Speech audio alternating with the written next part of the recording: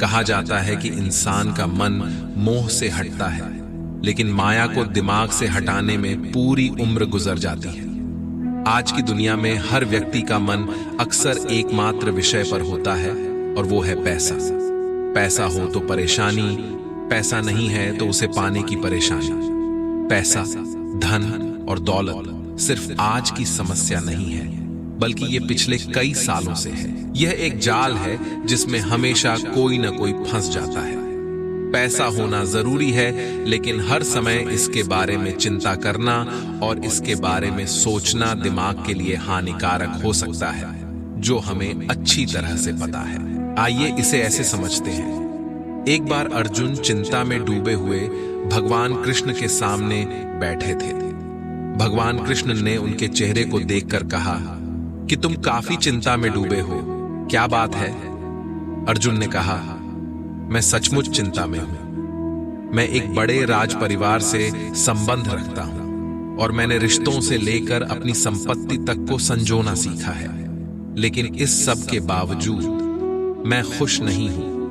मेरे पास पैसा है, संपत्ति है और सभी सुख शांति की चीजें हैं, फिर भी मैं खुश क्यों नहीं हूं? मेरे अंदर इस विचार का सामना करने के बावजूद पाने की इच्छा और इसे खोने का डर मेरे मन को हर समय सताता रहता है। मैं इस स्थिति से बाहर निकलने के लिए क्या करूं? भगवान कृष्ण अर्जुन की बातों को मुस्कान के साथ सुन रहे थे। उनके पास इस तरह के सवालों के उत्तर मौजूद थे।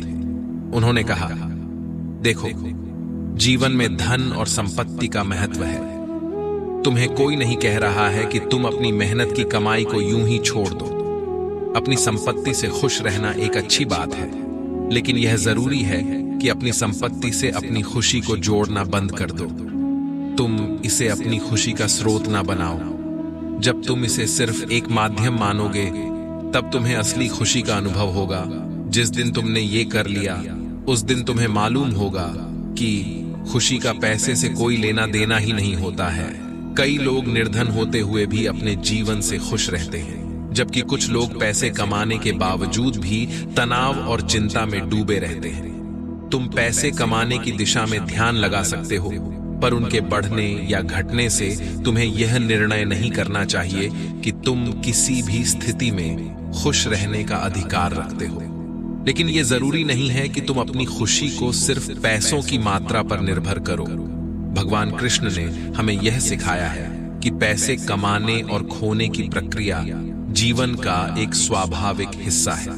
इसलिए हमें इन प्रक्रियाओं के साथ बढ़ना चाहिए और उन्हें स्वीकार करना चाहिए।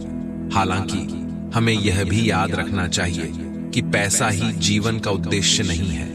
हमें उससे और भी अधिक अच्छा सोचना और करना चाहिए, जिससे हमें असली खुशी और संतुष्टि मिलेगी। कृष्ण ने कहा, मैं समझता हूं कि तुम इस बात को लेकर परेशान हो कि कैसे अपने जीवन में संतुलन बनाए रखा जाए। तुम्हारी चिंता जायज है। धन कमाना एक महत्वपूर्ण पहलू है, लेकिन इसके साथ ही अन्य पहलुओं का भी ध्यान रखना जरूरी है। तुम्हें अपनी खुशी और संतुष्टि को संतुलन बनाए रखने के लिए कुछ कदम उठाने पड़ सकते हैं। पहले अपने लक्ष्यों को स्पष्ट करें और उन्हें पूरा करने के लिए एक योजना बनाएं। धन कमाने के साथ साथ अपने परिवार के प्रति जिम्मेदारियां भी बनाए रखें। हमें अपने जीवन में संतुलन बनाए रखने के लिए काम करना चाहिए। हमें अपने समय का सही प्रबंधन करना चाहिए और अपनी प्राथमिकताओं को स्पष्ट रूप से समझना चाहिए। यदि हम ऐसा करते हैं तो हम धन कमाने और अपने आत्मसमर्पण को बनाए रखने के बीच एक स्वस्थ संतुलन पा सकते हैं। अर्जुन की तरह हर किसी को इस जीवन की दौड़ में खो जाने का सामना करना पड़ता है, लेकिन इस रास्ते में अगर तुम अपनी मानवीय मूल्यों और खुशी को बनाए रखते हो, तो तुम अपनी यात्रा को संतुष्टि और सफलता से भरा बना सकते हो। इसी दौड़ से बचने के लिए भगवान कृष्ण ने अपनी बात आगे बढ़ाई कि संतुलन बनाने का मतलब ये नहीं कि तुम अपनी जिम्मेदारियों से मुंह मोड़ लो, या फिर पैसे ही ना कमाओ, या फिर लोगों और चीजों से अलगाव पैदा कर लो। संतुलन का मतलब है कि अपने कर्मों से अपनी खुशी को नापो, ना कि उसके फल से। अगर हर बार तुम फल पाने की इच्छा से कर्म करोगे और तुम्हें मन के हिसाब से वह नहीं मिलेगा तो तुम दुखी होंगे। इसलिए अपना काम करो और खुश रहो, पैसे कमाओ और उसके आने और जाने से अपने मन को दुखी मत करो। अपने मन को अपने वश में रखने के लिए भगवान कृष्ण ने सिखाया कि तुम्हें आत्मनियंत्रण बनाए रखना आवश्यक है। तुम्हें अपने कर्मों में निर्लिप्त रहकर उनसे आनंद लेना चाहिए, बिना किसी फल की आकांक्षा के। अर्जुन ने भगवान कृष्ण की बातों को ध्यान से सुना, लेकिन उसे अभी भी समझने में कुछ कठिनाई महसूस हो रही थी। कुछ बातें ऐसी थीं जिन्हें वह समझ नहीं पा रहा था। अर्जुन ने कृष्ण की ओर मुड़कर देखा और उसका अंतर चित्त कुछ प्रश्नों से भरा हुआ था। अर्जुन ने भगवान कृष्ण से कहा, मैंने तुम्हारी बातों को सुना है और जितना संभव हो सके मैंने उन्हें समझने का प्रयास किया है, परंतु मेरे मन में एक ऐसा सवाल है जिसका जवाब मुझे अभी तक नहीं मिला है। मैं जीवन में संतुलन बनाए रखते हुए भी अपने मन को कैसे वश में कर सकता हूं? चाहे मैं पैसा कमा रहा हूं या कुछ हासिल कर रहा हूं, मैं खुद को कैसे खुश रख सकता हूं? क्या इसका कोई विशेष उपाय है?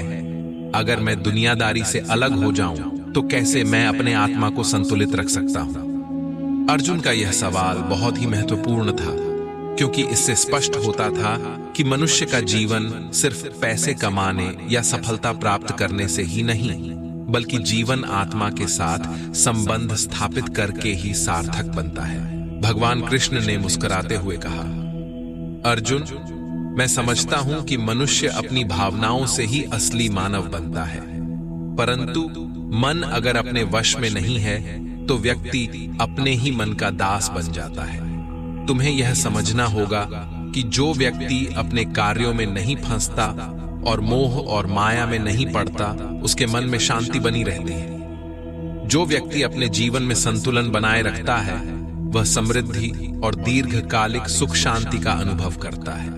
इसके विपरीत जो व्यक्ति अपने जीवन में संतुलन नहीं बनाए रखता है वह चिंता और तनाव से ग्रस्त रहता है, जिससे उसकी उम्र कम हो जाती है। इसलिए अर्जुन, तुम्हें हमेशा याद रखना चाहिए कि सफलता और संतुलन वहां होते हैं जहां मन में चिंताएं नहीं होती। यदि तुम अपने कार्यों में लगे रहोगे और मोह माया में नहीं पड़ोगे तो तुम्हें जीवन का अधिकतम आनंद प्राप्त होगा। अर्जुन ने अब कृष्ण की बातों को समझ लिया था और उसने अपने मन को संबोधित करने का संकल्प किया था। इन सभी मुद्दों में आस्था और विश्वास हमें जीवन को सकारात्मक दृष्टिकोण से देखने में कैसे मदद कर सकते हैं, यह कृष्ण ने बहुत ही सुंदरता से समझाया। आस्था और विश्वास हमारे जीवन को एक प्रकार की रोशनी और मार्गदर्शन प्रदान कर सकते हैं। जब हम अपने क्षमताओं और संभावनाओं पर विश्वास करते हैं तो हम चिंता के बिना अपने लक्ष्यों की प्राप्ति की ओर बढ़ सकते हैं। इस प्राकृतिक नियम पर भरोसा करने से हमें अपने कार्यों में संतुलन मिलता है और जीवन के हर पहलू में सुख शांति की अनुभूति होती है। हमेशा यह सोचना चाहिए कि जो भी हो रहा है वह हमारे लिए ही अच्छा है और इसमें हमें कुछ सीखने का मौका मिलता है। अर्जुन ने कृष्ण की बातों को सुनकर अपने जीवन को एक नए पहलू में देखना शुरू किया था और उसने आत्मविश्वास और आत्मा के प्रति विश्वास का संकल्प किया था। मैं आशा करता हूं कि भगवान श्री कृष्ण की वाणी आप लोगों को काफी पसंद आई होगी और इस वीडियो से आप लोगों को काफी प्रेरणा भी मिली होगी, जो मानव जीवन के लिए काफी कल्याणकारी है। इस वीडियो को देखने के बाद इन उपदेशों का पालन अपने जीवन में भी नियमित रूप से करें और भगवान श्री कृष्ण की सच्ची श्रद्धा भाव से सेवा करें। मेरा आप सबसे निवेदन है कि अगर आपको वीडियो पसंद आई होगी तो वीडियो को लाइक करें, शेयर करें और सब्सक्राइब भी करें और बेल आइकॉन को प्रेस करना न भूलें वीडियो देखने के लिए। आपका दिल से धन्यवाद। राधे राधे।